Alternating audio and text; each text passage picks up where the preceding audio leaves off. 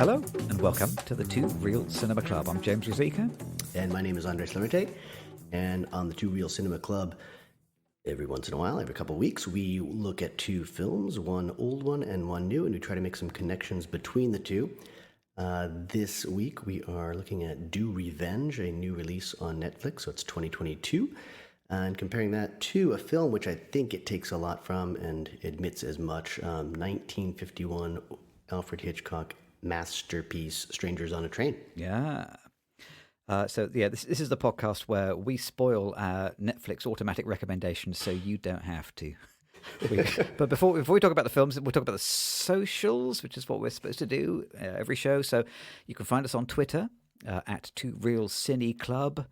You can find us on Instagram at Two Real Cinema Club. You can read our blog at tworealcinemaclub.com. You can email us at tworealcinemaclub@gmail.com. I hope you're spotting a pattern.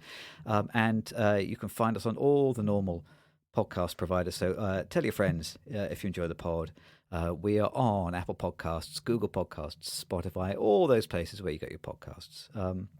Do email in to complain because we love hearing your angry comments. Yes. And you know where to send them. We got very lucky. Everything is like Two Real Cinema Club.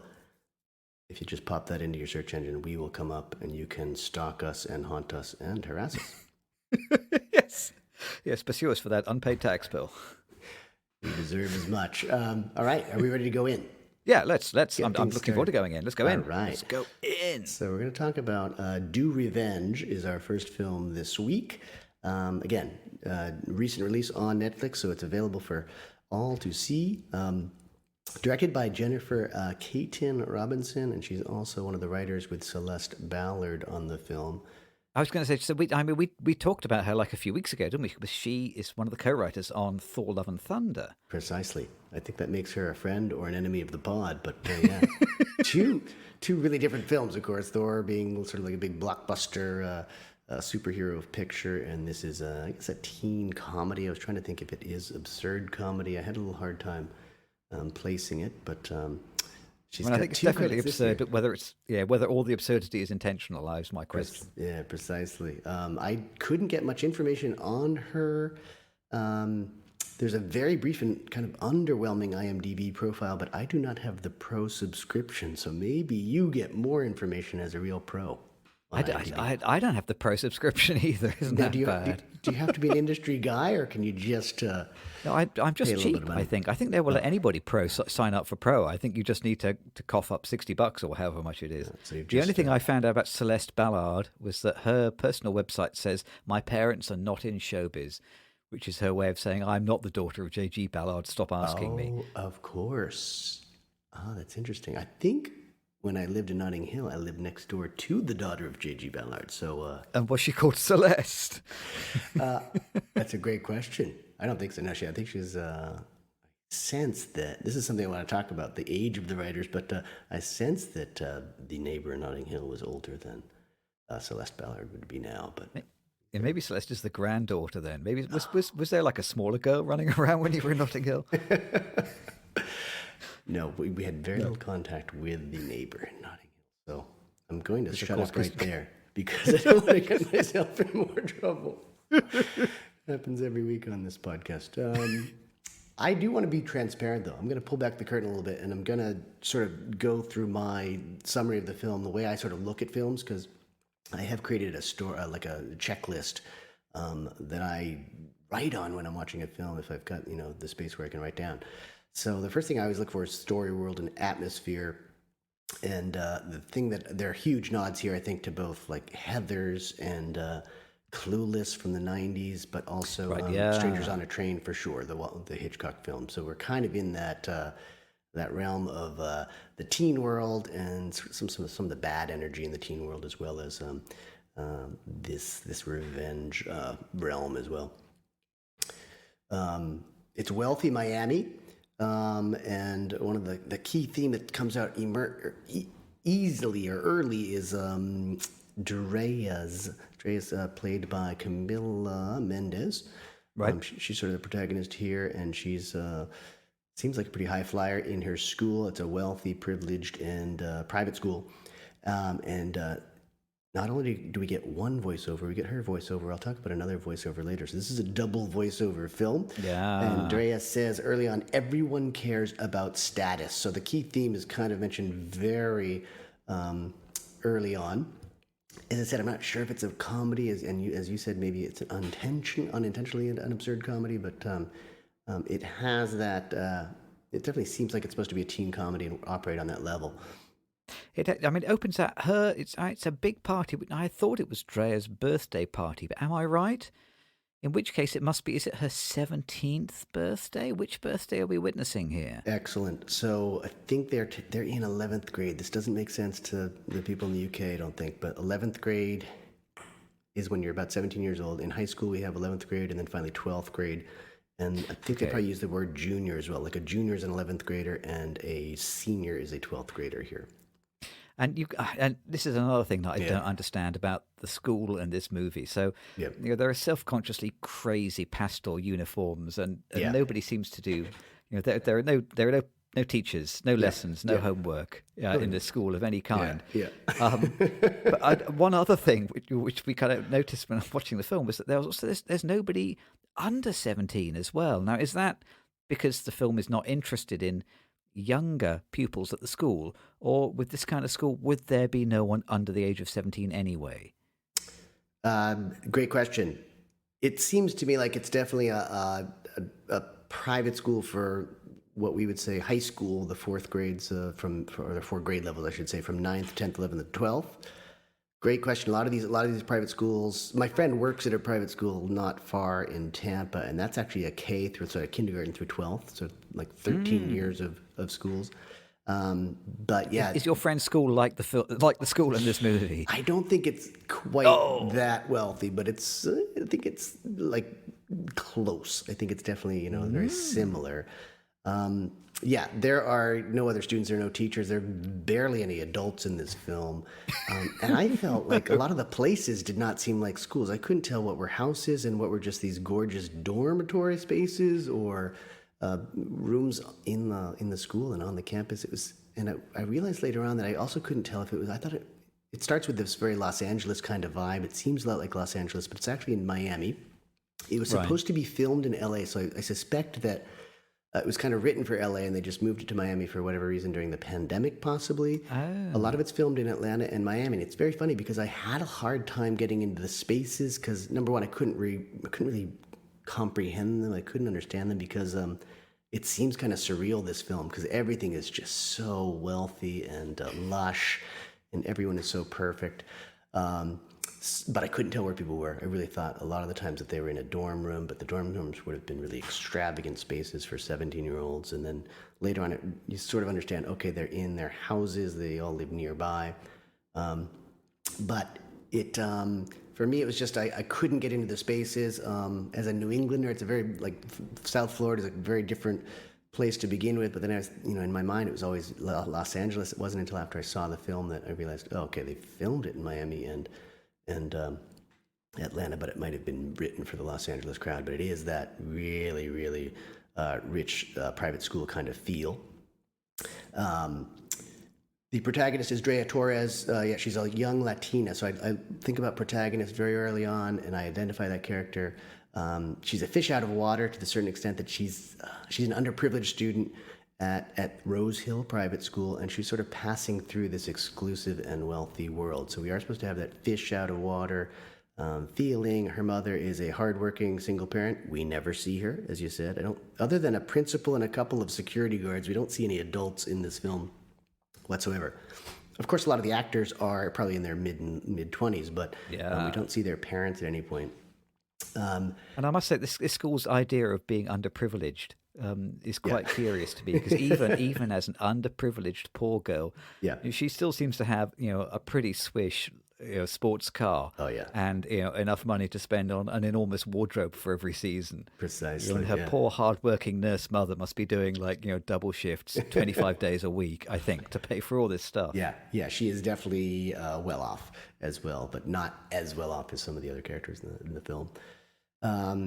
The inciting incident is the end of 11th grade or junior year. Drea's boyfriend, Max, asks her to make sort of I guess it's either a striptease or a provocative video of herself.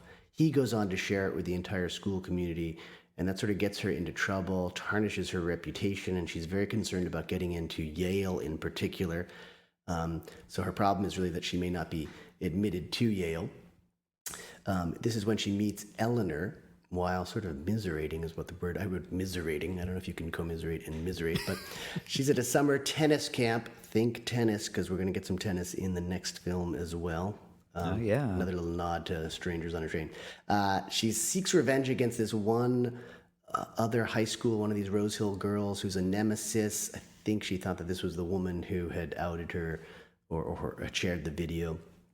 But she gets sort of revenge with her. So it's certainly about revenge. They talk about doing revenge. Eleanor... As a point of order, I got to ask about kind of getting revenge. For Drea, getting revenge on Max, the boyfriend, because he leaks this kind of this... nude tape, this nude video that she makes for him. Now, in the UK, that is an offence. That is, there is a law against doing that, and that's an offence. And Max will probably be looking at 9 months in prison or something like that. Yep. Is this illegal in the US, or would it be kind of shrugged off and smiled at? No, I think you would get in trouble for it. The conceit of the film is that you can't prove that Max did it. I believe that was they're high-powered lawyers involved, right? His father's a high-powered lawyer, and then one of Drea's friends, who Max goes on to date after he's finished with Drea, I think he's a lawyer as well. So my assumption there was, again, if you've got power and money and high status, then you can get away with crimes. Maybe murder. Yep. That ever-present theme. Yep. I think that was the idea. So Eleanor, who's played by Maya Hawke, who, boy, looks a lot like both of her parents somehow. I was like, every time I saw her on screen, I thought, is that Ethan Hawke? Is that Uma Thurman? Yes, it is. Yes, it is. They become friends. Jimmy, is it too late to do a cliche squad moment? No, I think let's call the cliche squad. Okay, it's the cliche squad. Cliche squad.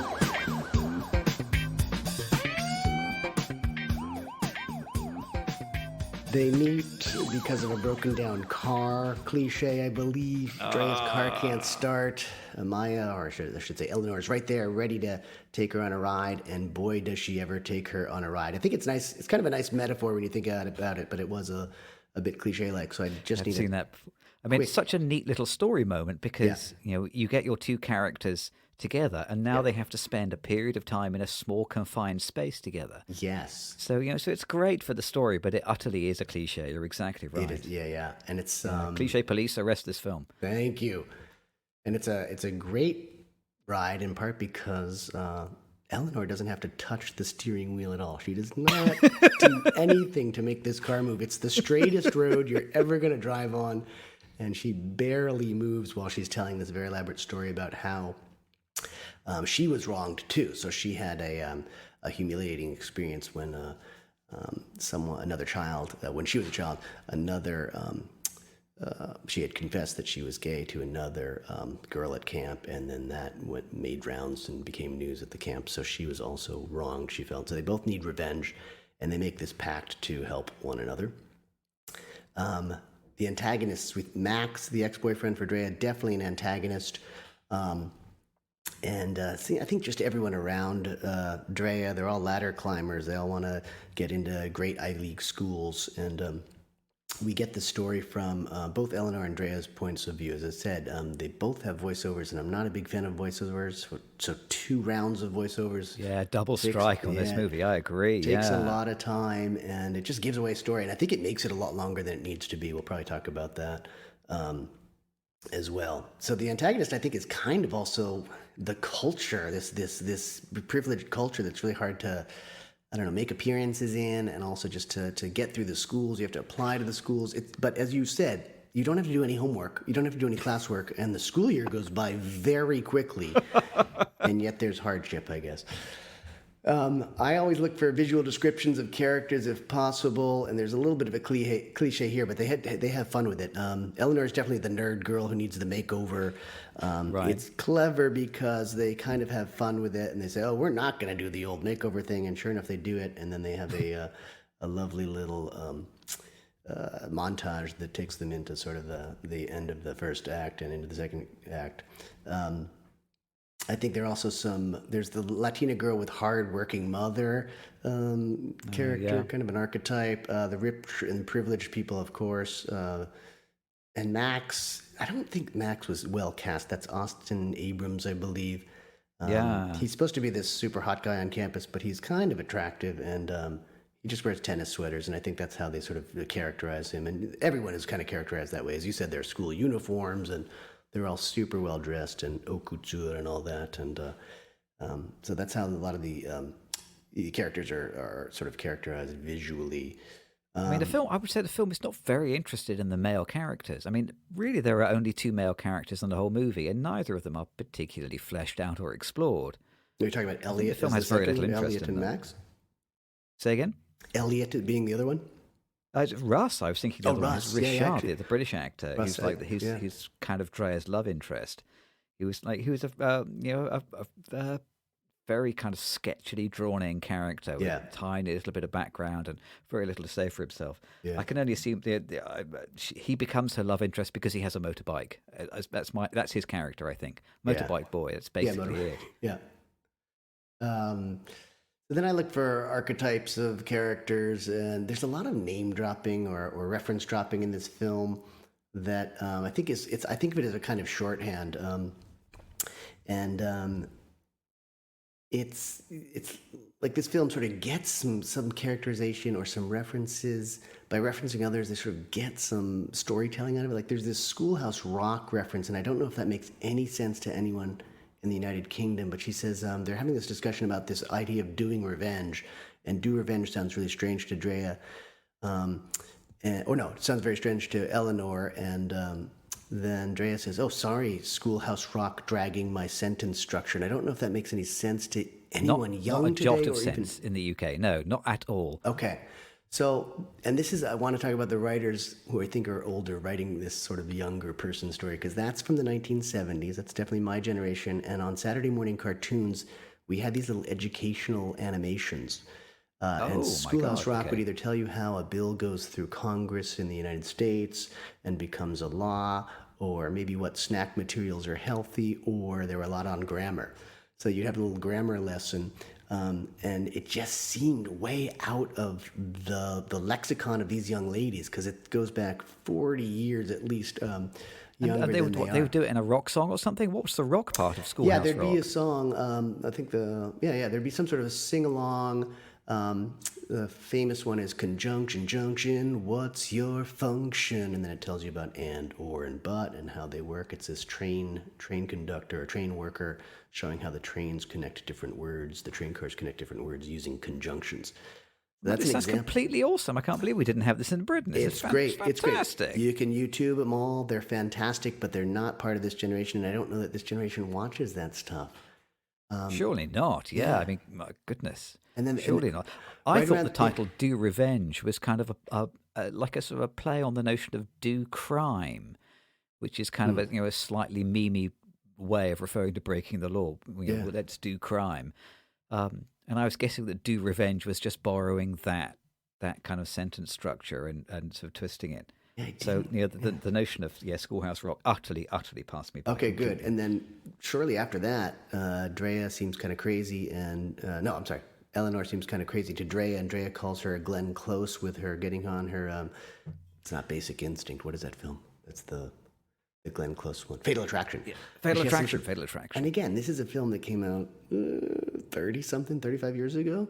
Yeah, it's like 1988, I'm pretty sure that film is. Yeah, that's definitely not in my children's lexicon. So the references are kind of odd, but I mean, usually references are in there to sort of, pull a film into a certain era or give it some sort of relevance, and they were strange. The one that's more current even didn't make sense. Oscar winner Olivia Colman is the name of Drea's lizard, and that's from a film that's from The Favorite, right? She won that a few years ago, which is definitely not a teenager film.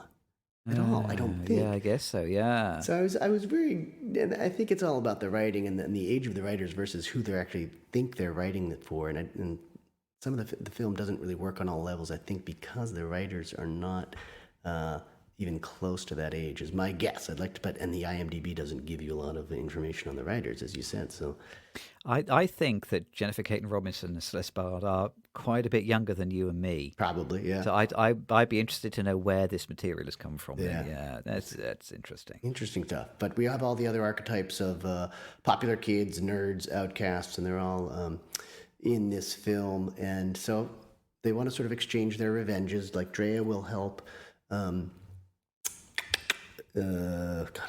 Eleanor with her revenge against the girl from summer camp who just happens to be at this Rose Hill school with them. And then Drea will help, and then Eleanor will help Drea with her revenge against Max, who has sort of made widespread this video this intimate video that she had made for him. I must say, at this point in the movie, I was kind of fairly down for this premise. The film is kind of set up these two characters, and they seem a bit different. And I was now expecting it to get into the proper meat of the movie, which is going to be some kind of, quite complicated heist type situation with lots of kind of suspense and something very clever, and some disguises and some kind of misdirection. But in my opinion, from here on in, the film does not deliver this promise that it makes with this premise. But I don't know whether you feel the same way. Let's talk about it a bit more. I want to know what you think. Well, I think I agree with you. I think I'll go to the stakes first. They're worried a little bit, I think Drea in particular, of getting kicked out of school and not getting into other schools. And she's already lost some friends, but I think there's this dilemma of losing certain friends and gaining other lesser friends, perhaps, and losing status. Remember, she talks about status at the very beginning. So I think it's mostly about status. And sadly, maybe less about the real revenge, but we'll talk more, I guess. At the midpoint of this film, I thought, was when they concoct this plan to dose the soup at the ring ceremony for the juniors. I think they're seniors now. That's right. This is their senior year now. There's some ring ceremony where everyone gets a class ring, and Carissa is allegedly the girl who outed Eleanor as a kid at summer camp. So Eleanor wants to get revenge on Carissa. Carissa's the one in charge of the farm that I can't believe there's a farm on campus. This is wonderful. Surely all posh private schools have a farm, don't they? So she runs the farm on campus. She's growing hallucinogenic mushrooms and cannabis, and they're gonna take her mushrooms and they're gonna dose the entire senior class to get Carissa in trouble. Their plan works really quite perfectly. Because Drea has, I guess, part of her punishment for doing something. Who knows why she's punished? She is forced to work on the farm, volunteer on the farm. So she has access to the mushrooms. They dose it. And during this crazy night of all the seniors hallucinating on mushrooms, Eleanor is able to steal Max's telephone, and it's going to have evidence of all of his ill doing, so that Drea can out Max as being this douchebag. I mean, honestly, we already know that, but I think this is like this is exactly my complaint about the film not providing what was promised, because, like you say, they hatch this plan to dose the party with hallucinogenics, and it goes all perfectly to plan. There's no hiccups, there's no problems. Exactly the thing that you thought would happen happens. And even when they get discovered, that's part of the plan, because they want the head of the school to then expel Carissa for growing these psychedelics. Yeah. And it felt like, if you're going to steal Max's phone, this is a pretty unexciting way to do it, really. Yes. People kind of dance around a little bit in a mildly amusing scene while they're hallucinating. Yeah. But otherwise, she steals his phone and then somehow manages to hack it, using some sort of software. When surely there could have been some much cleverer, more fun play about how we're going to get Max to unlock the phone, how are we going to get his thumbprint on it, or how are we going to get him to use his face to unlock the screen, or something like that. There could have been many more layers of fun and complication to this, but it all goes forward very straightforwardly. Yeah. And I think, a waste. Yeah, this part's hard to believe, and then actually even what follows is kind of hard to believe, is that they release the evidence to the whole school. It exposes Max as not only cheating on Drea, but also just having affairs on his new girlfriend, who is another friend of Drea's, that he's just a cheater, he's manipulative. And it's very funny, because just Max as a character doesn't quite seem there. I mean, I guess we're told that he's the big guy on campus, and we're not really given any options for other big guys on campus. So it's not like it's a major revelation either. It's like he's a jackass, and he's cheated on a lot of people. But it's at the same time, it's kind of a little bit hard to believe that he is that character. And I think that might be the casting for me. I don't know. I had a hard time believing him as that guy. Yeah. The Act 2 curtain, Drea it's the end of the Act 2. Drea hooks up with artsy Russ. I think it is not Ross, but Russ. Right. Yep. Another sort of cliche squad moment. There's a paint fight. Russ is an artist. He has this fantastic studio, by the way. The warehouse space is tremendous, and it does need explanation. His father was using it for something, but then he said, "Oh, Russ, you can use it for your artwork." Russ and Drea get into this paint fighting scene that leads to artsy but toxic sexiness. I mean, they were kissing each other with paint on their lips. I was worried about them. That would have been clever for me. They both die right there, in a passionate embrace. So that happens. So she's now got sort of a new love interest who happens to be, is it Carissa? It's Carissa's. I thought he was Carissa's love interest before that. I'm not entirely sure, but he was definitely also working on the farm. So they had a connection, and then it led to this romantic moment. So Max has been outed, but this is kind of a clever moment. They use this. The whole school thinks Max is this lecherous young man, but he and his buddies turn it into like this political manipulation where they co-opt it and say, "Oh no, we're celebrating polyamorous living and sexual exploration," and it kind of works against Drea and Eleanor in the sense that people actually start to celebrate Max and his lifestyle a little bit more than they thought, than blaming him for it. And Drea's for some reason she does equate this with her hopes of getting into Yale just dying. It's like for some reason, because this doesn't work, she's not going to get into Yale and the Ivy League schools. And again, like the kind of the premise of the movie being that they swap their revenges. Yes, utterly doesn't work in this situation, does it? Because Drea is trying to get revenge on Max through Eleanor, so that it can't be traced back to her, and everybody immediately then just points the finger at Drea and say, "Oh, you've ruined it, Drea. You were stupid." Yeah, exactly. So kind of the whole function of their crisscross crime swap, it was just bypassed. It's forgotten about, isn't it? Yes. Oh, I'm glad you said crisscross because that does come up in the next movie too, doesn't it? Nice. I look for a late surprise usually because and this does not necessarily have to happen in films, but I think in this day and age we see so many twists and things can't be exactly as we see them. So there's a late surprise, and it's literally a surprise. Drea comes to a surprise party for Eleanor. Eleanor's sort of become in order to exact the revenge, she becomes kind of the inner crowd with Max and his friends. They're throwing a surprise party for Eleanor. And Drea, who's not popular with anyone, bursts into that party. It leads to this sort of dissolution of the friendship between Eleanor and Drea and their partnership in the revenge scheme. The revelation here is that it turns out that Eleanor appears to be the mastermind of all these plans. She's planned revenge on Drea for years because Drea was actually the one who outed Eleanor before a nose job when she was called Nosy Nora.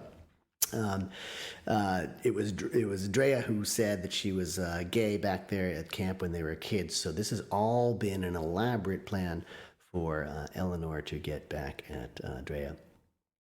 And honestly, again, one of those things where there must be 100 more straightforward, less convoluted ways for Eleanor to get her revenge on Drea. I mean, it's cute that you get this reveal. Oh, I was after you all along, but this is a very strange way to exact your revenge. Yeah, and we talk about third acts being really hard, and they are, but I think writers make third acts even more difficult than they have to be. And I think the film is 2 hours and 5 minutes. I just think it's too long, and I think around this point is where it really starts to sort of give up the ghost a little bit. They're trying, but they're not really trying hard enough to make the twists make sense or be that interesting. So it gets into some problems here. There's a late theme moment here where Drea says, "Sometimes it just hurts to exist. I just want to feel normal again." And I think that they eventually start to see one another as friends. Going through this experience, they're actually kind of friends. It's hard to admit that because they're both trying to get revenge, and particularly Eleanor's trying to get revenge on Andrea. And it's also hard to believe they're friends in the next moment, which I call a falling action moment, where Andrea is in a car accident, and it's actually Eleanor. This is why it feels like absurd comedy. Eleanor actually hits her. With the intention, the motivation is to get the cool gang, Max and all his friends, to sympathize with Drea. It's a real stretch of desperate measures for me. And that's why, again, I thought maybe they're just trying to do absurd comedy. I mean, I agree. Again, it's kind of, it seems convoluted and a strange solution to choose. Yeah. Yeah, absolutely. The resolution here is finally that Eleanor is going to use Drea for one last revenge. She still doesn't feel avenged, despite hitting her with a car and breaking her even farther down. Drea's pretty desperate at this point. Ultimately, they're kind of similar. They're practically sisters, and they sort of come back together to bring Max down yet again. It's kind of a flaw for me because he's already been exposed. We already know he's a bad guy. It's just kind of reconfirming to what degree he's a douche. Doesn't make for a very climactic moment. It feels very anticlimactic. And it's this bizarre party where only people, and this, I think, Jimmy, you'll like this too. I think, if I understood it correctly, only if you were accepted into an Ivy League school and had an acceptance letter could you go to this party. Yeah, although it just seemed like absolutely everybody from the school must have had an acceptance letter from everybody's there. Which again, college. I don't know if that's a commentary on just if you're rich, you get into whatever school you want to or not. But it's just, again, it's unrealistic because it seems like the entire senior class is there, which would be a very high percentage rate for getting into the Ivy League schools, of which there are about 8 or 10, something like that. So. And I like the idea that at this party, it's supposed to be the most debauched party of the year. It's so debauched that everyone must leave their cellular phones at the front door. That's right. And yet, as far as I can tell, no debauchery of any kind happens during this party. It feels less debauched than all the other ones. It was less debauched. I agree with you. Yeah. So that's kind of the climax, and it just felt like an anticlimax. And I remember at one point I was watching with my wife, and thought the film was more or less over, and then I paused the movie for a moment, and there were still 44 minutes to go. So it's hard to really talk about it as a third act because I think there's like a 3B or even a fourth act on this film.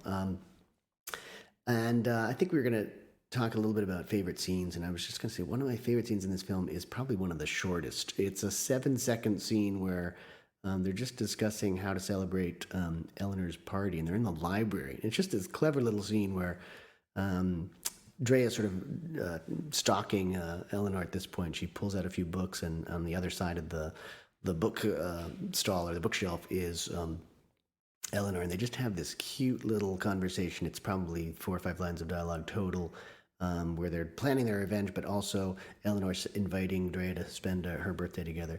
And they just have the conversation quickly between openings of the bookshelves, and then they just close up the bookshelves. It's just, like from a cinematography level, it's wonderful because the cut is really just in the books coming in and out, being shelved and reshelved. And it's just a quick scene. It does what it needs to do very efficiently. I love that scene, so I'm pointing to that as my favorite scene in this film.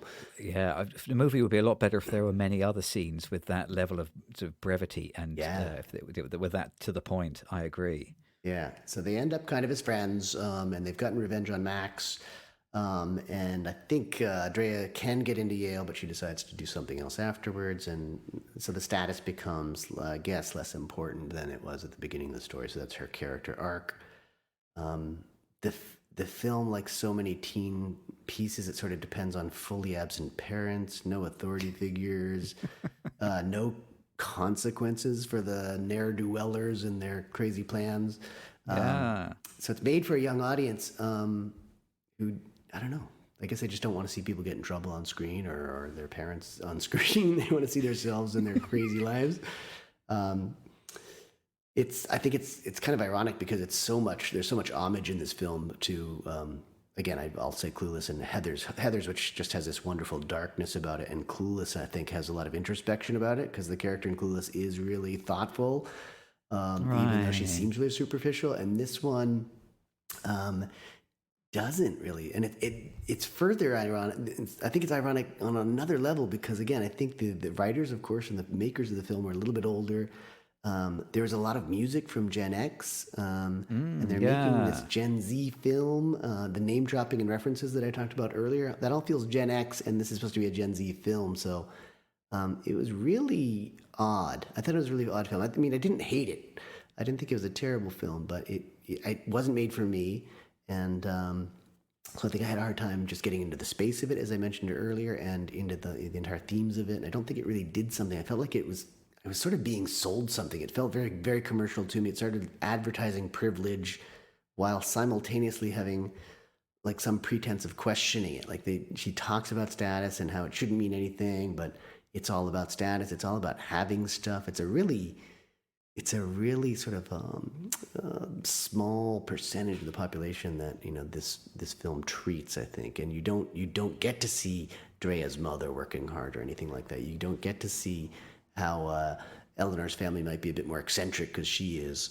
There's nothing outside of that little teen world, and there's really nothing inside that teen world either. As you said, you'd never see anyone studying or doing anything teenager. It's all this other lifestyle that they're sort of selling me. So that's where I'll leave my initial comments. There's one other thing I want to talk about, but I want to hear what you have for insights too. I was at the end of this movie, I was trying to think, what is the basic theme of this film? Yeah. What is the primary idea that it's trying to explore? And I think the main theme of this film can be summarized in 2 words, which is hate women. I think this film hates women. Ooh, wow. I think all of the characters in the film hate women. I think all the women characters in the film hate each other. I think the women characters hate themselves. I think this is just one big hate-in about how dreadful and awful women are. That was the way that I saw it. Yeah. Which I found it kind of extremely negative. Yeah. And it's a shame. And although you would kind of hope that there would be some underlying message of Drea's turnaround when she realizes, oh no, actually having status isn't the important thing. And Sarah Michelle Gellar, who plays like the principal, tells her at the very end, oh, you're 17, the whole world's in front of you. Now's your chance to really kind of blossom and grow into a butterfly or whatever. Yeah. But actually, all of the characters in this film, don't feel modern to me. They don't feel liberated. They seem to me actually to have incredibly traditional values. Actually, I would say that all of the young women in this film are presented as only wanting to have a rich husband and a large house, as if they're kind of minor characters from a Jane Austen book or something like that. That doesn't feel. It feels like it tips its hat at modernity and then kicks all of the women involved straight back into the 18th century. I thought it was a pretty negative, anti-progressive film. Yeah, I think I agree with you, and it's that introspection piece that's missing because I do think those 2 themes moments that I mentioned about status meaning something for everyone, and sometimes it just hurts to exist. I want to feel normal again. It's like the characters never really confront those statements. I don't think they ever really confront those themes. Like I want to be more normal by just not caring about status and this whole culture that I've been brought up in. And I think a film like Clueless definitely does that, and a film like Heathers gets so dark it also does that to the point of trying to destroy it. So I think there's this sort of acceptance of this is the way it is, this is the way it's always going to be. And yeah, that is an ideology, I guess, that goes back to 1800s, as you said. Yeah, for sure. It's the opposite of progressive. I mean, even those moments when the characters are absolutely at their lowest ebb, like when Drea is in the hospital or whatever, or when all is lost, it's like that kind of screenwriting all is lost moment. Yeah. It still only feels like doesn't really feel sincere to me. It feels like the characters are just having a little breather before getting back to being venomous again. It doesn't really feel like there's any real consequences, any real loss, any real tragedy, any real strong emotions apart from contempt for your fellow students. Yeah. I wonder whether this tells us something about the expectations and the upbringing of the people who made the film. I wonder what their school lives were like. Yeah, exactly. I think it's more about their school lives than it is about, and that's why it seems more traditional or more conservative or just older values. As I think, again, there's this sort of disconnect between the audience that might watch this film now and the audience and the writers who created it. And that leads sort of to my next insight, or the thing that I started thinking about was What does straight to video mean anymore? You used to think of a small film that maybe wasn't going to succeed in the theater. They'd put it right on a VHS tape or a DVD. And now you've got straight to streaming, I think. It's like everything could play either. It's probably, everything's probably going to make more money or have a larger audience now for sure on streaming, online. So I don't know if we have anything that captures that idea of straight to video. Is it straight to Netflix? Straight to Netflix, I suppose. Yeah, Netflix original. The more Netflix originals I see, the more I'm getting a feeling that the phrase Netflix original is a red flag. Okay, interesting. It just means, film not quite good enough to get theatrical distribution. Okay, and the reason approach with caution. I think the reason we need to talk about it is because, again, just harping on this, the filmmakers are from a different generation, and for me, this is a great mall movie. You're supposed to see this kind of film in a megaplex cinema and then go to the food court and sit on hard plastic chairs and linoleum, floors and talk about it or just repeat all the lines and laugh at it. And I don't know that anyone watches films that way anymore. I don't think this is going to get a theatrical release. And just that experience no longer exists. And I think that's part of the reason it misses. Because people did go to. You're right. This is a film you would see in theaters, and it would it'd sort of get around the teen world that way. And it's just they're kind of recreating a film that might not work anymore, and especially at 2 hours. I don't think it works because kids are going to watch things for 2 minutes, and then they're going to start getting distracted. And it just streaming has become the straight to venue. And the thing is, you can stop, you can pause, you can repeat. So I don't know that kids are watching 2 hours in one sit down. They might see it late at night at 1 a.m. when their friends are no longer texting them or something like that. And it's just, it's a totally different market now. And I think this film is a mall movie. And it's made by people who went to mall movies. That's the thing. Even those kind of pastel colors for the uniform and the kind of the set design and everything, that feels very, very 80s mall to me even. Yeah. Oh, definitely. There is a modern phenomenon of like a Netflix party, isn't there? I think it's something that my daughter sometimes does, where you can all join a party and watch the movie simultaneously. Yeah. On your own laptop at home, and then kind of text each other and say, "Oh, that was funny," or "Oh, I like that dress," or whatever. I'm sure she texts far less superficial things than that. But there is such a phenomenon, but it's not the same as sitting in a dark room with kind of popcorn, and feeling everybody laugh around you. Yeah. But this is the modern world, isn't it? Yeah, I don't know whether this is post-pandemic or whether this is, just another nail in the coffin of kind of exhibition. Yeah, it's a shame. Could be. I was quite disappointed by this movie overall, and I think I do feel like it feels politically regressive and a little bit misogynistic. Yeah. But maybe someone who is a teenager could tell me different. I'd be interested. I don't know. And I went into it, I think, about as open-minded as I could be, and I thought I might like it a bit more. I thought it would be funnier, I guess, or darker or something, and it wasn't either. And that's when I started thinking, oh, this is absurd. Is this a comedy that's not really funny, but it's a comedy that I'm supposed to be impressed by its wit or something like that, or its insight? And it wasn't. It just didn't work on either level. So, and I wonder whether with another few drafts it could have been a little bit, just become sort of cleverer and a little bit more sincere. Yeah, I think the potential's there. But then, yeah, exactly. It's like, it is a cute idea, and they do really try and sell its roots in earlier films. Although I'm not sure it can quite hold a candle to most of those films. I got one last thing to say about this film before I've kind of exhausted my thoughts about it, which is just the soundtrack. And it's interesting you're kind of saying that this is, these are songs from a different era to the songs that would appeal to the audience. I felt like if they were going to go the whole hog, then they really missed a trick, because there are like they should have had songs by Criss, like the 80s yacht rock singer who sang the theme song of Arthur. Yeah, they could have had Sailing by Criss, or maybe even if they weren't going to go that far back, they could have had Jump by 80s rap outfit Criss. Oh. They've really missed out on some great soundtrack opportunities there. I might write in and complain. Yeah, you're working the crisscross theme very well. Nicely done. I think you'll have a Right, chance let's to do have a it. let's have a break before I think of more music jokes. Oh, you'll be able to And do it. then in a minute we will come back and we'll talk about the antecedent of this film. The antecedent, is that right? Antecedent? How do you pronounce that? I think we say Hitchcock's antecedent. Yeah, Antecedent. Thank you. See, I should have watched those educational movies, the educational videos that were on TV when you were Schoolhouse Rock. Yeah. Yeah, Schoolhouse Rock. That's it. So we're going to come back. We're going to talk about strangers on a train. We'll see you in a minute.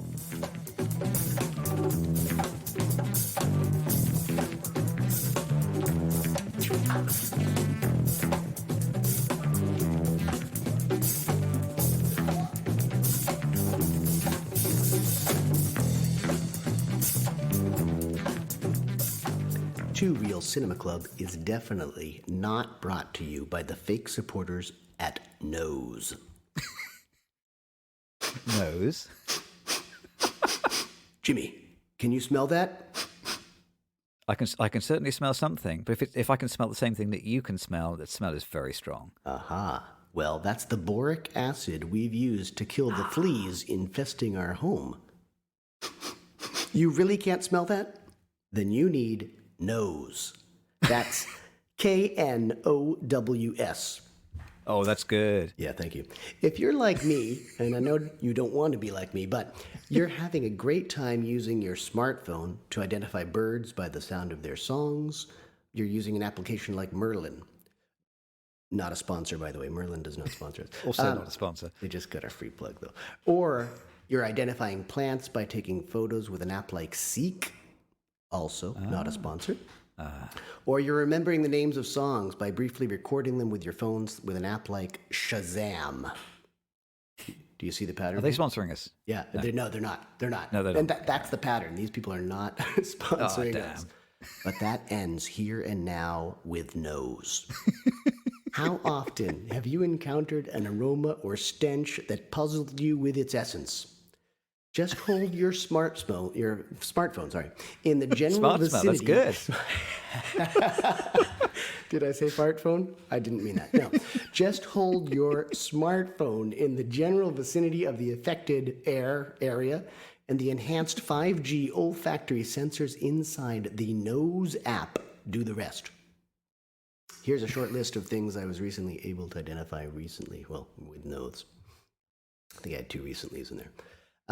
Lilacs, dripping with morning dew. Grandma's cheap rosehip perfume, average dosage. It's great because it senses degrees and intensity of odor.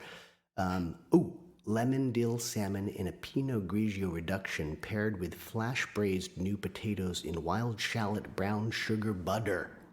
Now that I wouldn't mind smelling. Yeah. That's a very impressive level of detail, isn't it?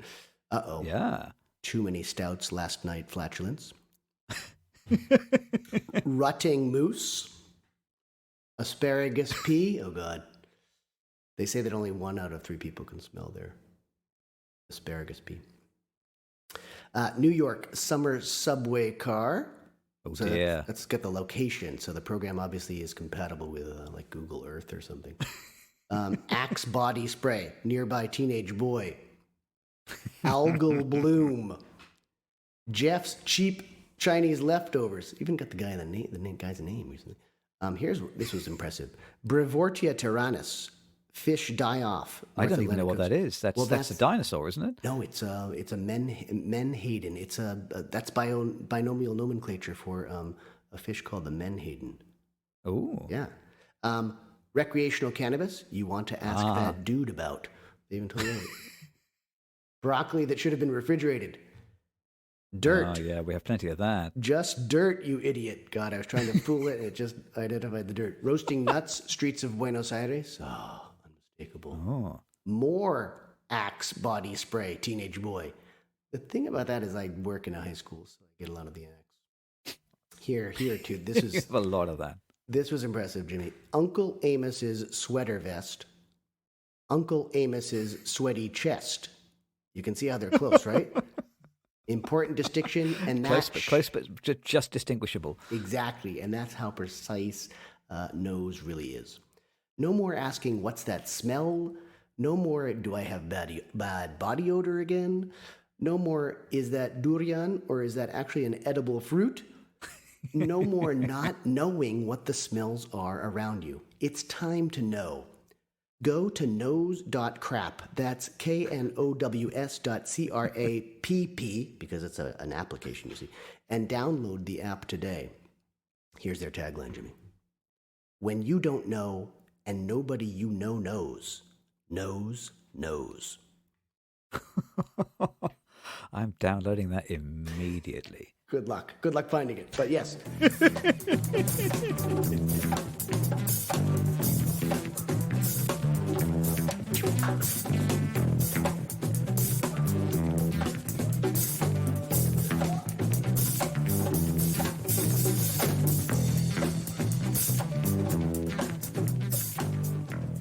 And we're back.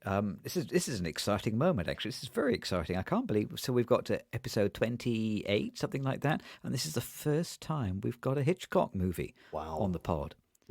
So very exciting, and it's one of the really good ones as well. So supposedly Hitchcock's fourth best film is what I read somewhere. I think that's what the clever people say. How do you raise that? How do you rate that? With an application?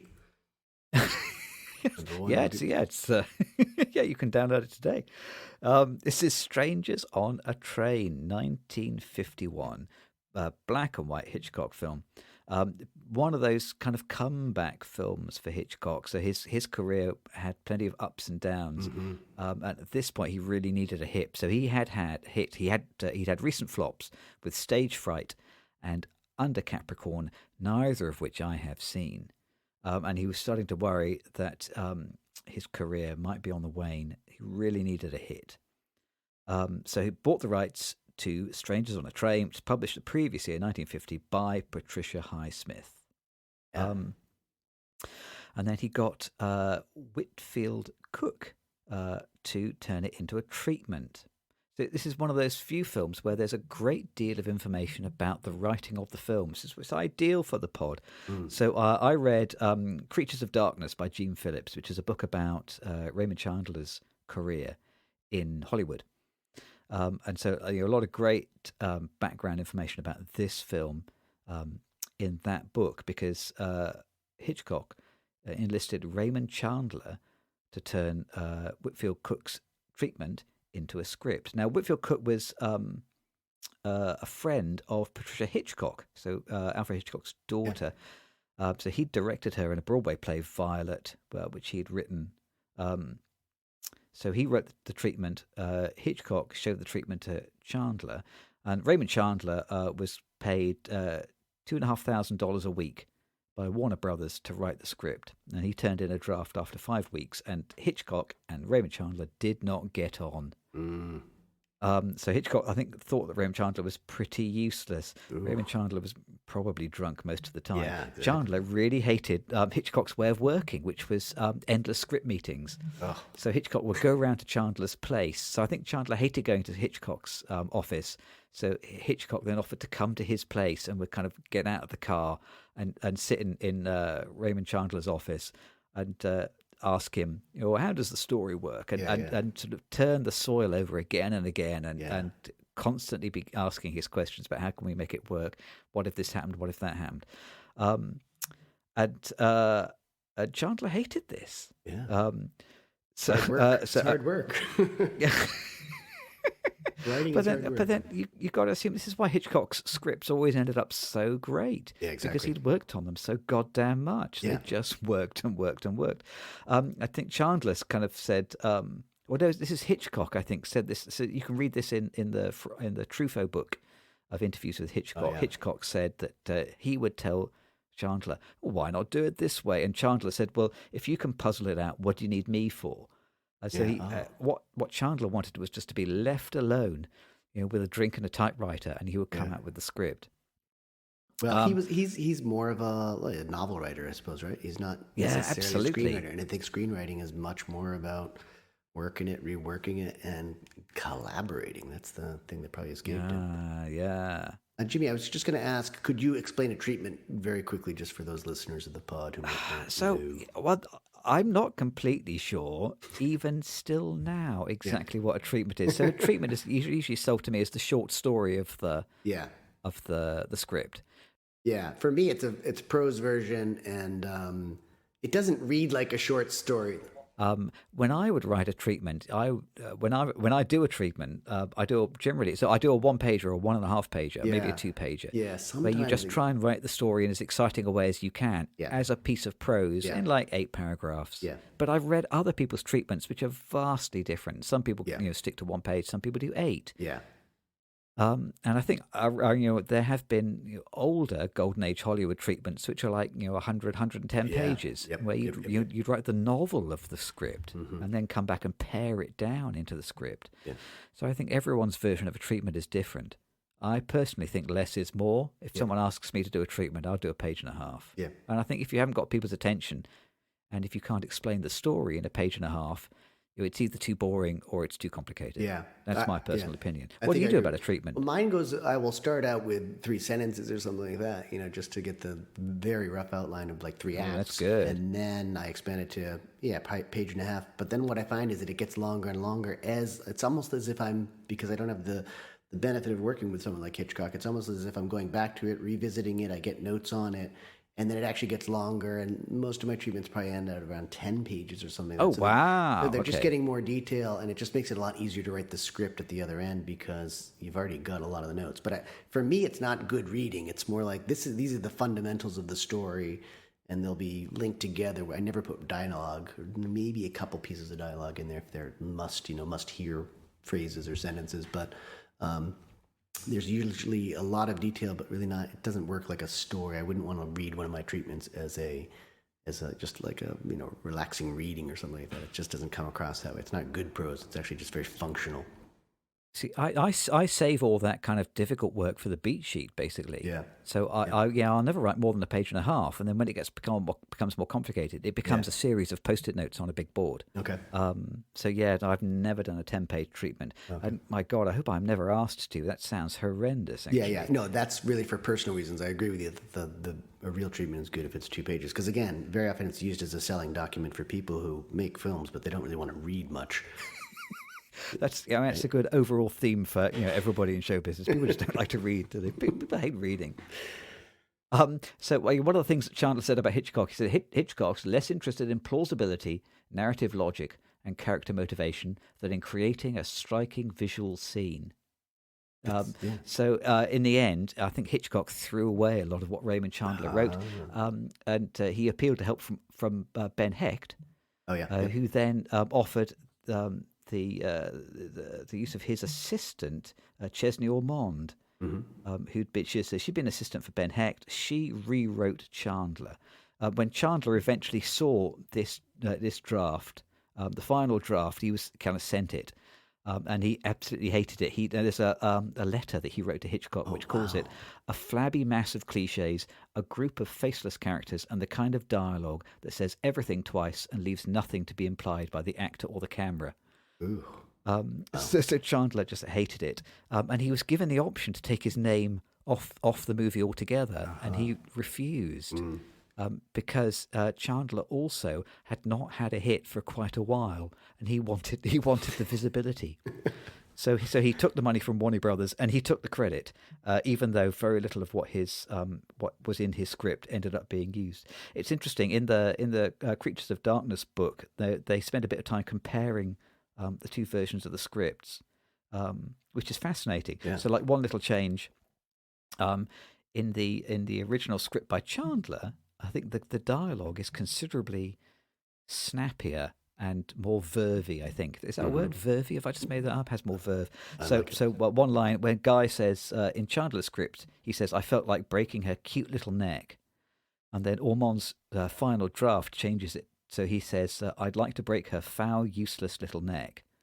And there's something about Chandler writing the script about breaking her cute little neck, which just brings a kind of sort of psychosexual craziness to it, which I think it certainly is more vervy.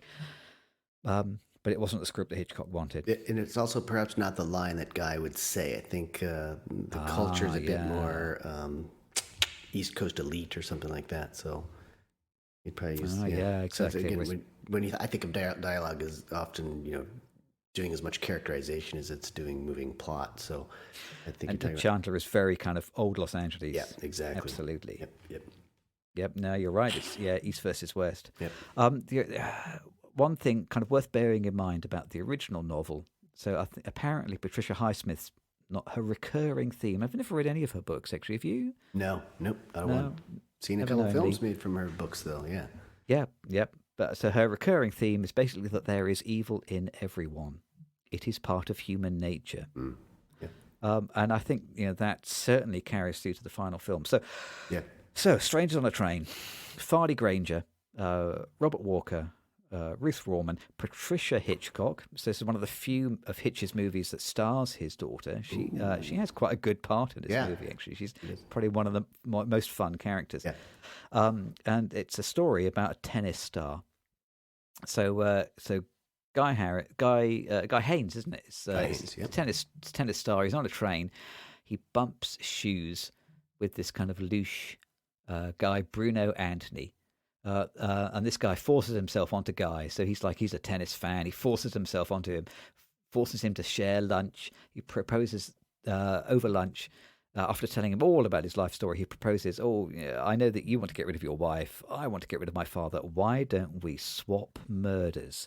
Crisscross. And in the first few minutes, the basic premise of the film is very elegantly set up. So Guy, the tennis star, he smiles and he nods and realizes this guy's crazy. And so he kind of nods and smiles and basically says anything to get rid of Bruno, thinks no more about it. But Guy then goes to see his wife, Miriam, and they have this scene like in a record shop. So this is where she works. And back in the old days when a record shop would be a place where you could go and buy records, listen to records, go into a little listening booth and put on a record. Certainly shops like this never existed when I was young. I've never seen a shop like this. I presume that they weren't around in the States when you were young. Yeah, it's interesting because I thought it was more of a music store, and I thought Hitchcock did something quite intelligent. Was that he always appears in his films, and when Guy is getting off the train in New Jersey, Hitchcock is getting on with a double bass.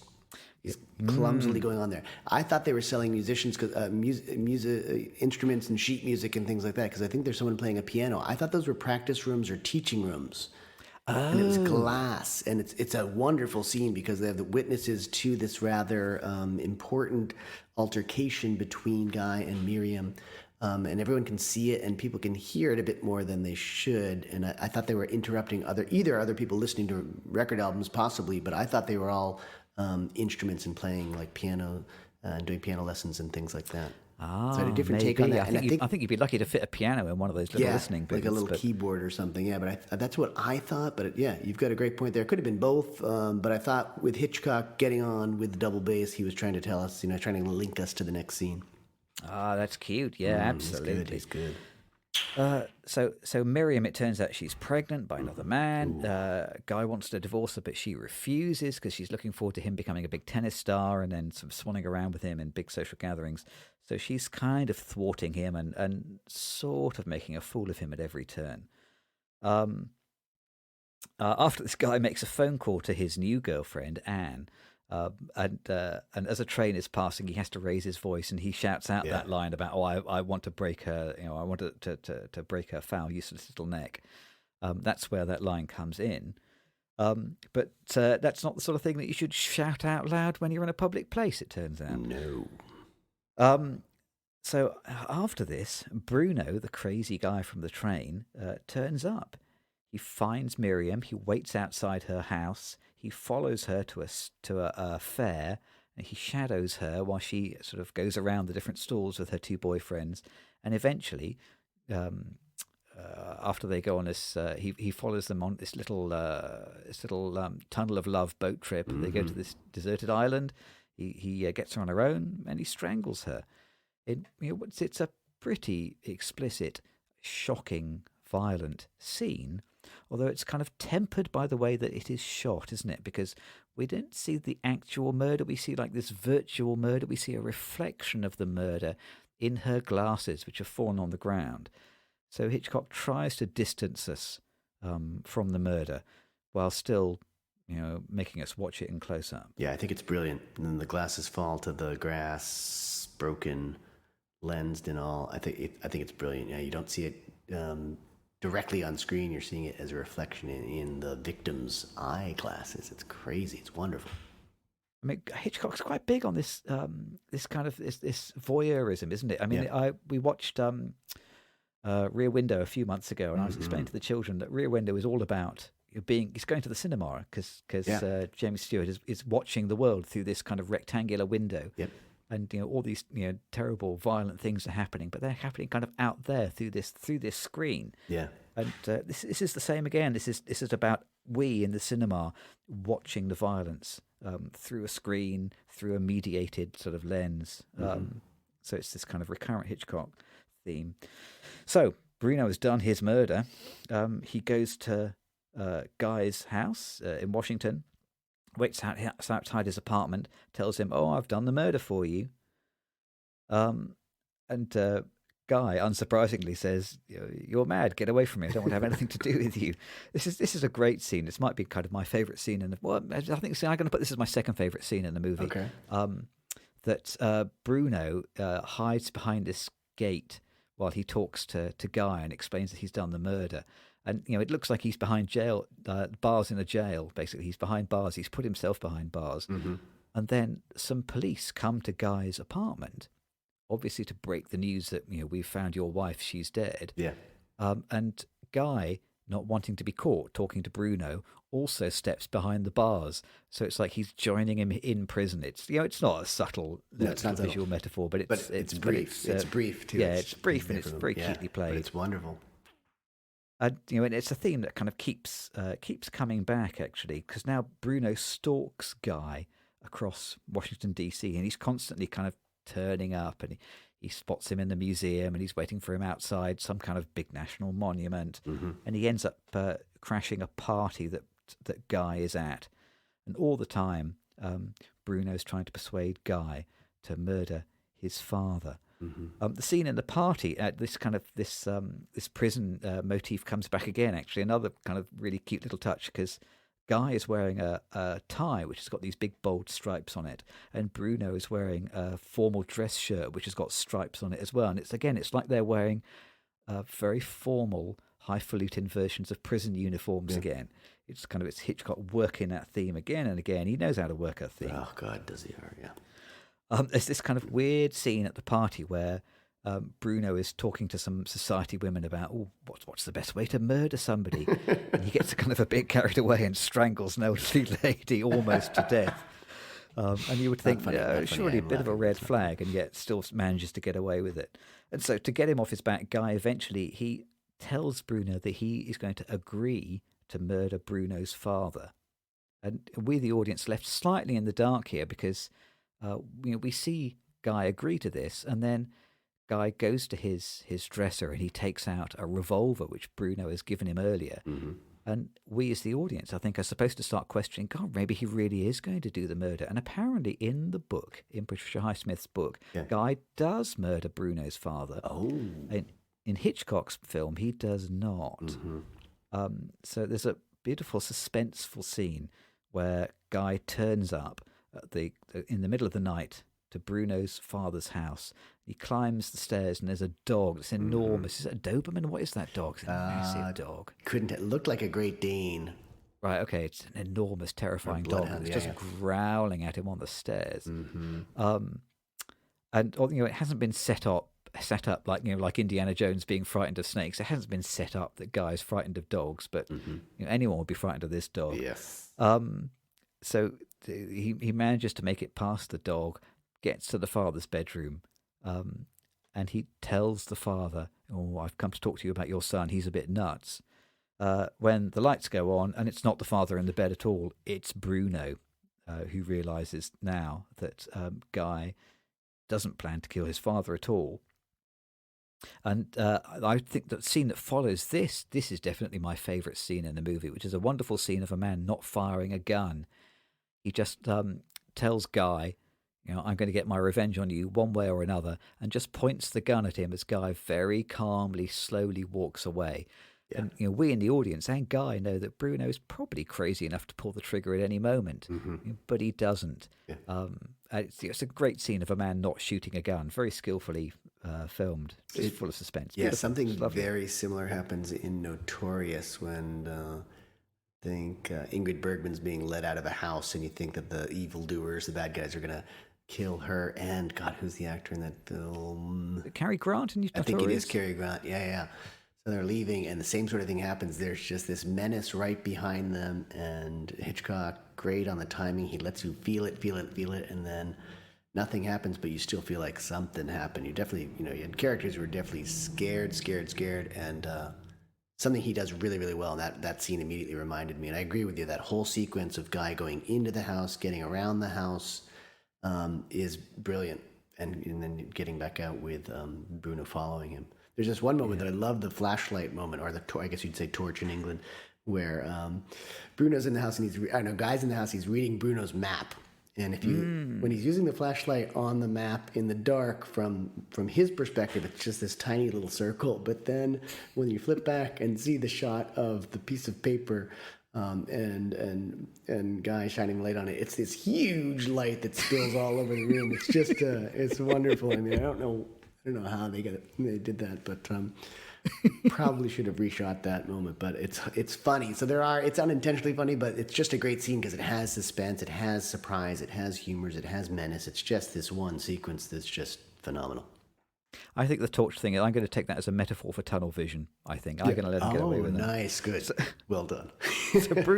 So Bruno, he's had Guy's lighter ever since he picked it up on the train, which is this very personalised, distinctive cigarette lighter.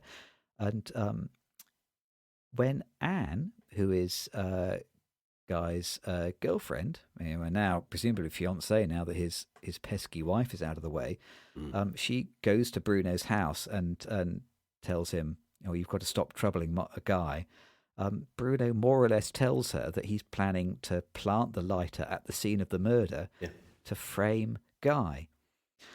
And so the final kind of act of the film then is Bruno gradually making his way back to the scene of the murder, intending to leave this evidence, and Guy racing to stop him. But because Guy is a tennis player, Guy's got a match that afternoon, and he has to try and finish the match as quickly as he possibly can before catching a train and trying to stop Bruno.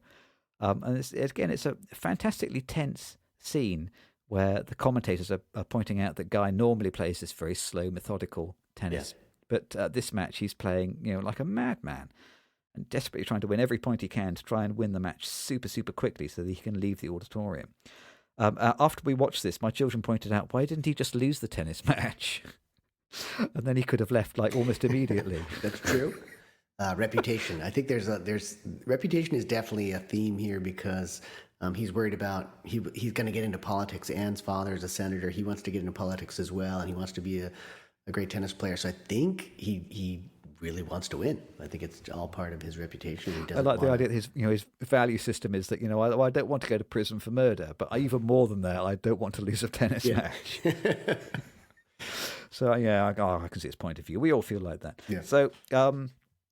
So finally he wins the match. He manages to escape these detectives who are tailing him. He jumps on a train to go to the station where Bruno is planning to plant the evidence. And then at the fair, before he can plant the evidence, Bruno gets spotted. He tries to hide on a merry-go-round, but then the police turn up, and it's absolutely an incredible moment. They kind of get out their guns and start shooting at Bruno, but they don't hit him, but they do manage to hit the guy who operates the merry-go-round. So he dies, and as he dies, he pushes the accelerator, this big lever that speeds the merry-go-round up. And then there's this kind of remarkable climax with Bruno and Guy both fighting to stay alive on this merry-go-round that's circling around at 110 miles an hour. And it's cleverly interspersed with this little bit of comedy, which made our whole family laugh when we watched it, actually, because there's also a little boy on the merry-go-round who thinks this is fantastic fun, and he's having a great time. While these two men are fighting this kind of life and death battle. And then there's I was going to say another thing I love about that scene is an old man volunteers to sort of stop the carousel, and he very slowly is crawling underneath this madly spinning merry-go-round. And he finally does get back to the lever and he's able to stop it, but and the way it's cut also, I don't know if it's a relativity thing, but it looks like he's going very slowly for the longest time. And then when he actually pops up into the space where he can get towards the lever, he moves very, very quickly. So it's again, there's a lot of humor in there. Yeah, but the boy loving the ride, and then all these young women screaming, and all the bystanders are just crying and screaming and shouting. It's a great moment. It's a great moment in cinema. There's a little comment again in the Truffaut book about that scene actually, where Hitchcock says that they did the stunt for real. So the guy who was crawling underneath the merry-go-round, he was a real guy crawling underneath a real merry-go-round that was really going really fast. And he was saying if the guy just looked up a couple of inches, it would have taken his head off. Yeah. And Hitchcock was saying it was just terrifying, and he would never ever do a stunt like that again because it was just far too dangerous. Yeah. And yet, strangely, that's not the thing that looks like the most dangerous thing in the movie. It comes off as a little humorous, ultimately. So the carousel goes haywire. Eventually, it gets stopped, but it gets stopped far too quickly. So the whole thing just kind of disintegrates. Mm-hmm. Bruno is killed, although he's not killed outright immediately. Mm-hmm. And the police are there while Bruno still does his best with his dying breaths to implicate Guy. Yeah. But then, as Bruno finally breathes his last, the lighter that he was planning to leave as evidence slips out of his fingers. And in this one immediate moment, Guy is completely exonerated, and free. And it's obvious who did the real murders, and the whole thing doesn't need to go to trial. It's completely obvious. You're all free to go. Thank you very much. Good night. Yeah. So I'll tell you one other great thing about Hitchcock is he knows when to get out, doesn't he? There's you're never outstaying your welcome there. Yes. It's not a short film, but come the end, he knows when to get out. Yeah, I think and I'm glad you say that, because I think that's where these two films differ a lot, is that this is about an hour and 40 minutes, I think, and there are twists, there are some surprises in the third act, but they don't derail the whole story. It stays pretty resolute, and it's just wonderfully delivered the whole way. There's this one moment, though, that I did want to ask you about, because in that scene, I think it's the boy who's having the time of his life on this merry-go-round as it's going 100 miles an hour. There's a point where, while Guy and Bruno are beating each other up, the boy falls. I think it's the same boy. And then it is, yeah. There's this save the cat kind of moment where Guy goes to save the kid. And I think that kind of happens in part because Guy's not a really likable character, even, through all this. You feel like he's the innocent guy who's being framed for some crime he didn't commit, but he's really not that likable. But I think at that last moment, we have to see some sort of difference between Guy and Bruno. So he sort of saves the boy, and that sort of gets him into trouble, and Bruno's got a few more chances to try and kill him at that moment.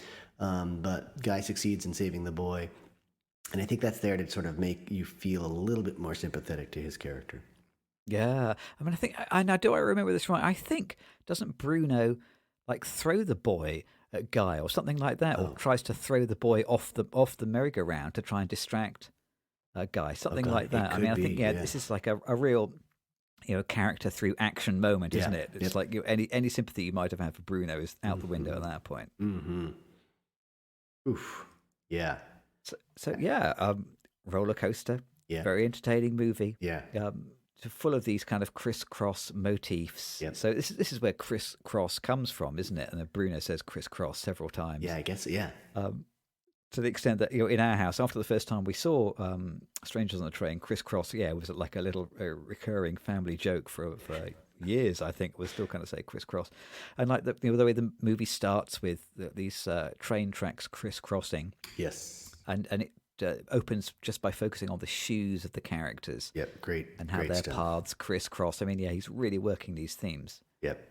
I love it. You don't see the faces of the two characters until a couple minutes in, when they actually sit down opposite one another on a train. The focus is really on the shoes, the tennis racket, and at first I thought they're trying to sort of show some difference in status there, because like Do Revenge, this is a high society kind of film. It's this sort of East Coast DC to New York City crowd.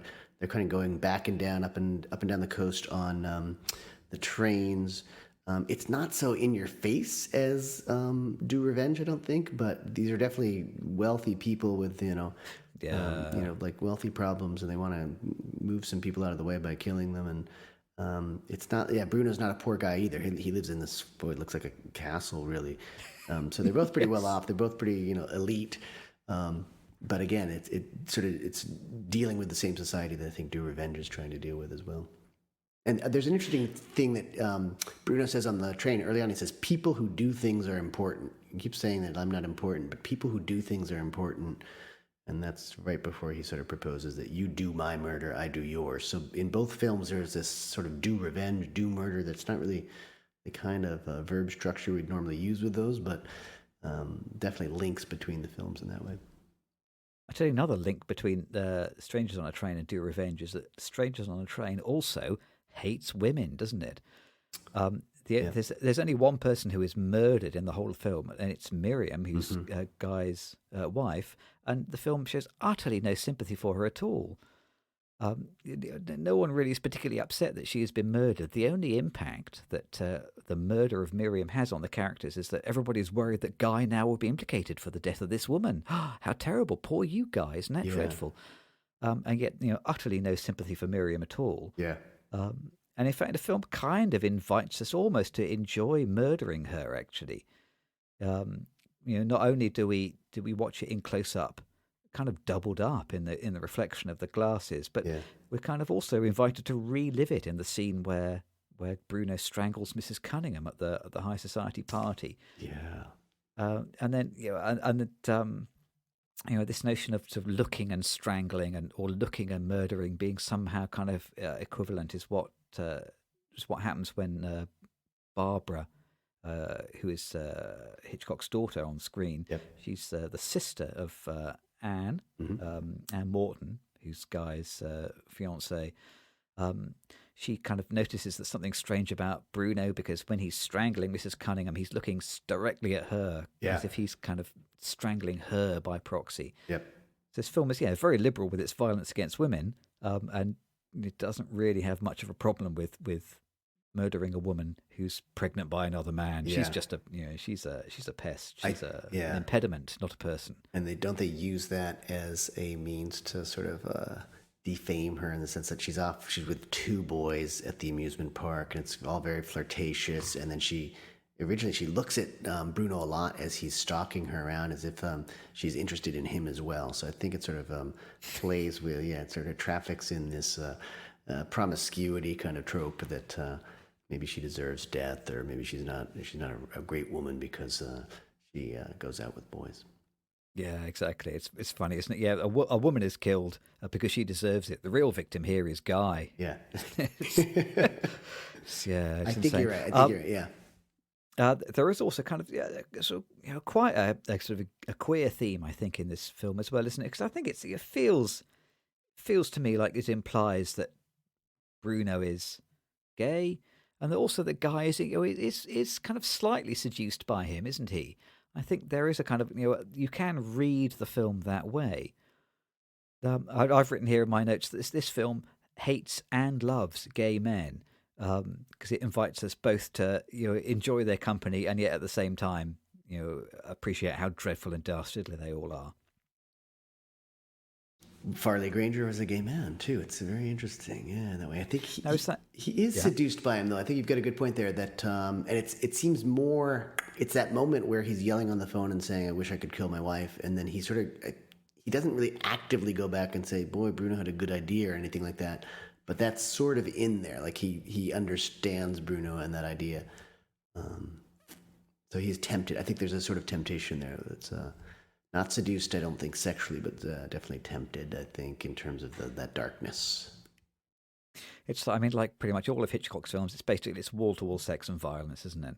I was imagining trying to explain to somebody who Hitchcock was who didn't know, and I came up with explaining that he's the Paul Verhoeven of the 1950s. Oh, because all of his films, very, very highly sexual, and incredibly violent. And although most of the violence is kind of implied, or it's held one arm removed, and although the sex is not explicit, really kind of every theme and every sort of plot device, every basis of these Hitchcock movies, it's sex and violence, wall to wall sex and violence. These are the prime movers. I agree with you, yeah, but I love this film. I mean, yes, it's probably a little bit sexist, and maybe it's homophobic on one level, but the photography is fantastic. The shots are set up beautifully, and it's tight. His timing is wonderful. You watch that opening scene with the walking, and it's a Dmitry Tiomkin soundtrack. He did the score for this, and they work really well together. The music and just his timing with Hitchcock, it's always just beautiful. He's never holding on an image too long. He really just knows what he's doing, and it's wonderful to see someone at the height of his powers at this point, which is funny because, as you said, there were some flops around that time, and he's got some terrible films. There's no question about it, but I would agree. I don't know if it's the fourth best Hitchcock film, but it's definitely one of the top 10. One thing I would mention is, and this is a contrast between the two films, like the touchstones that we talked about in Do Revenge being the Schoolhouse Rock thing or the Fatal Attraction quote. Hitchcock loves landmarks as touchdowns, so he's using the Capitol building appears quite a bit in Washington D.C. I think there is a big building with columns. Yeah. You would have to tell me what it is, I'm afraid. Yeah, and then there's the one with the cupolas, and it's wonderfully used. It's that Bruno is in Washington and stalking Guy because it's a very short scene. They're just having a telephone call, and behind Bruno is the Capitol building in DC. Right, okay. And then there's I think I wrote down the Lincoln Memorial. It may have been the Jefferson Memorial and Hutton site, but he always has if it's Mount Rushmore, or I think the British Library's in there at some point, right? He's used the Statue of Liberty. I mean, there's always popping up, and he uses these references to try and get some information into films, which I think they're more permanent than these sort of touchstone moments of Schoolhouse Rock, which is not going to work for everyone, or Fatal Attraction, which will not work for everyone. Instead, he's using things that are just more permanent, and you get this sense of permanence in his films. This is cinema as opposed to Do Revenge being a movie, I guess, that kind of attitude. It's one little detail I didn't mention, which I loved so much. I made a little note of it in my notes here, which is that there's a scene in the fairground when Bruno is going off to plant the evidence, and there's a big neon sign over the entrance to the fairground, which is something like 20 big attractions. It says something like that. Yeah. But the camera is placed so that we see Bruno walking just between the number 20 and the word big. And he's like this little figure in between the two. And I'm presuming that 20 big ones is the standard sentence for murder. Oh, really? For like years I in guess prison it must be. yeah. I'm guessing that's why he walks between the words 20 big. Oh, that's good. I think. Yeah. Because it cannot be a coincidence. But it's it's beautiful, and I love this idea of not just stating your themes with with action and with visuals, but also just writing it in great big words on the screen, lit up in neon. Why not? Why not? It's right there. It's there for the asking. Well, it's funny that you mentioned the bit about Chandler complaining about Hitchcock just wanting to put pictures together. Well, that's what good filmmaking is. You want to get your visuals down and tell the story. So Chandler's coming from a completely different medium and background, and it's funny that he has problems with Hitchcock for that reason. It's a shame because these are two of my favorite creators from the 20th century. So so love Hitchcock, so love Raymond Chandler. Some of my favorite books. I mean, just fantastic. And it's unsurprising, but a shame that they didn't really get on and weren't really able to produce anything meaningful, as a collaborator. But a great film came out of it. That's the irony, is that a great film comes out of the collaboration. So the winner here was cinema. Yeah, absolutely. Good. Well, before we go, just time for us to talk about what's also playing at this cinema, where we're going to have a quick shout out about any other things, just one other thing that we've maybe seen or read or watched or heard about or listened to this last couple of weeks. What's also playing at your cinema? What else have you been seeing? Ooh, we've been watching some Netflix. We've started the Squid Game, which is super violent, quite well done. But I'm just beginning to enjoy that, and have been balancing it with something called, I think it's called Schmigadoon. It's a Right. that's on, I think, Apple TV maybe. It's a sort of a fake musical, very much based on Brigadoon, but really full of all sorts of SNL and Broadway characters who do this wonderfully absurd comic musical.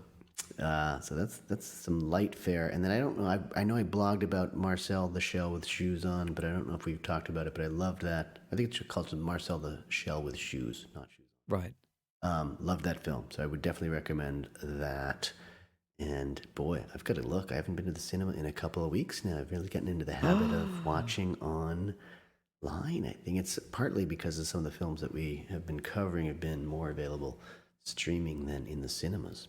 See, now that the nights are drawing in, we're going to be going out less. Exactly. Yeah, yeah. Cozy up at home. Yeah. Stay warm. What Not about going you? outside? What's going on at So, your well, so cinema? we watched Squid Game. Yeah. I'm trying to think when it was. Probably about 6 months ago, Yeah, yeah. something like that. When it was like at its super mega height of Yeah. success, and I felt like you couldn't leave the house without somebody telling you about how great Squid Game was. Yeah. Certainly, everybody at work was talking about it. So we watched that. I'll be interested to hear your opinions about it after you get to the end. Okay. I think by the time we were midway through, we were really enjoying it. Yeah, But good. let's talk about it when you've Yeah. got to the end. The other thing we've been watching is catching up with the final season of Better Call Saul, which I think is just fantastic. It's good. just superb. I've been trying to avoid spoilers, but every time I watch an episode of that, I have to convince myself that this is a television series. Oh, wow. It's so beautifully filmed. Yeah. Really fantastic cinematography. And they really, really take their time with the images, so much so that it's glacially paced, and I absolutely don't mind because I enjoy spending time with the images and the characters. It's really, good. it's magnificent. It's a real achievement. But now that we're about 2 or 3 episodes from the very, very end of the show, I hope they don't blow it at the end. So I'm waiting to find out. I'm seasons behind you. I think I've only seen the first season, and I need to get back in that. And a lot of that's Okay. just because my wife, with whom I watch these things, did not like it early on. So then I start watching things that we can watch together. So Right, I will okay. go back and do it. Oh, for sure, yeah. Yeah, I mean, if she didn't enjoy the first season, she probably won't enjoy the rest Yeah. because they establish a tone and stick with it. Yeah. Well, I'm looking forward to that tone. Get more of that tone. Mhm. Well, this has been the Two Real Cinema Club. Okay, one classic and one not so much, but but like you say, there's something to be learned from watching even a film that doesn't succeed. So. Absolutely, yeah. I got to say, I enjoyed it, and it made me think, not about the things that I thought I was going to think about, but about other things. About that other stuff. Other stuff. Yeah. Right. So thanks for joining us. And we'll be back with a popcorn counter next week, and then more movies week after that. Sounds good. So see you then. Bye.